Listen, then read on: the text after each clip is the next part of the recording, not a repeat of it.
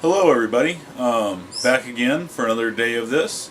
Today is Saturday the 14th of January 2012, and basically the day was, I don't know, very uneventful. Did a lot of basically editing, did a lot of throwing things up on YouTube and that. Had a handful of videos that I had, a lot of these actually even, that I haven't got put together yet and got put up. So I'm still running behind on it, but I am making ground and catching up, hoping to get to where I'll get, within a few days of the thing, if not even the day it happens. So, basically had the house to myself all day long. My wife was out of town. Her and a girlfriend of hers went out for a day shopping trip, and I guess they found some pretty good deals. Whatever, she brought stuff home anyway, so I'll put it that way.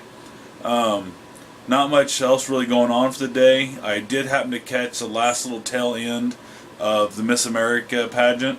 I caught where they narrowed it down to the last final 5 of them, and then they crowned the actual winner after that. But they had the last final 5's question that they asked each one. I guess they picked a different judge, and it's amazing at how those girls, how hard they work just to make sure they don't actually give an answer when they're asked a question. So they basically ask simple questions, or actually a lot of them aren't that simple. They're very in-depth in questions, but they're very controversial questions, and I don't know what the judges think, because nobody ever answers those legitimately.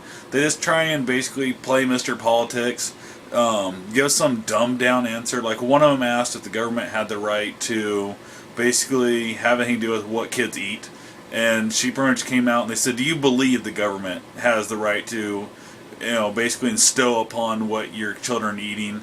And the girl's answer was pretty much gibberish about the fact that I think parents should be controlling what their kids eat and so on and so forth, which we all know that's the case. Parents should be doing it, but parents aren't doing it. And the question was who do you think should? The question was, do you think the government has the right to inflict upon? And my answer to that really is, I don't know.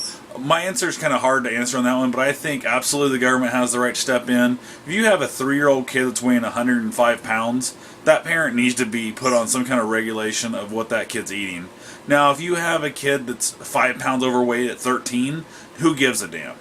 But it comes down to the fact that our whole country is full of people who are chicken shit enough not to say, hey, you're a screw up and you're going to be the problem, so we're going to have to fix you. They start making all these dumb rules for everybody around, whether it be a factory, whether it be any type of job.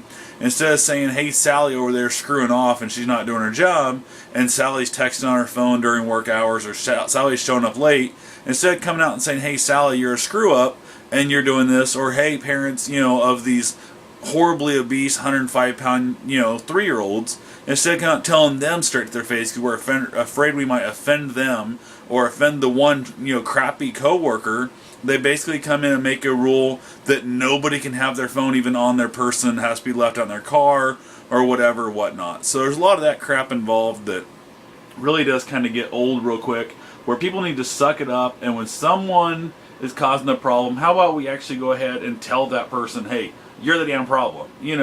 Stop making all these, crappy ass laws, all these crappy ass rules that the people who are oblivious to, and they don't even realize they're the screw up. I don't know how many times I was in a meeting, they were talking about the one person there because that they didn't have the courage to come out and say that person. After the meeting, you hear that guy going, well, I wish people get their act together so we wouldn't all have to, deal with this crap. And I'm like, you're the damn reason. Everybody else has to deal with that crap, but yet you think it's somebody else because nobody's pointed out. Kind of comes back to, there was an old story in a church of a fairly small congregation, but there was a family who was not doing well. She had 5 kids and she had lost her husband. She was very, very poor off, and actually had a couple, things that happened. I don't remember if it was she had a cow die or what the story was. She was doing very poorly.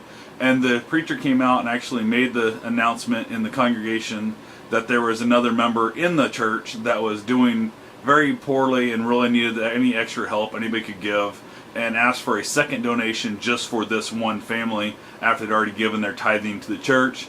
And after the whole sermon is over and stuff, after the church, the lady who they were raising money for went up to the minister and said, well, I'm really, I feel bad for this family and stuff, and the most that I can even afford to give, because I'm having a little bit of a hard time myself, is I can only afford to give $5. But as soon as I get a little more money, Father, I'll be sure to give extra money when I can.